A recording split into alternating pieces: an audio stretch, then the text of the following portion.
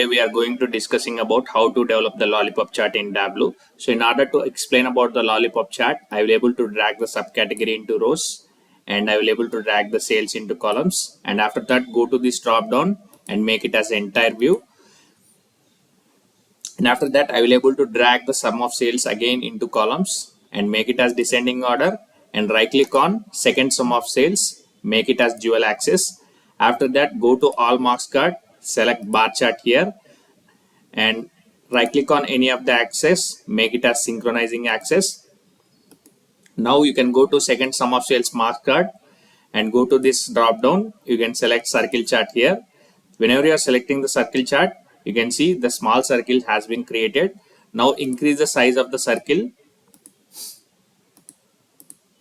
After increasing the size of the circle, you go to sum of sales mask card and decrease the size of the bar chart here. Go to second sum of sales mask card and go to colors, and here you can able to select whatever the color that you want. I can able to select this color.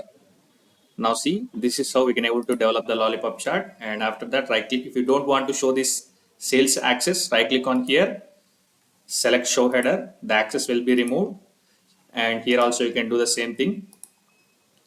This is how we can able to develop the lollipop chart in Tableau. So if you like this video, please do subscribe to my channel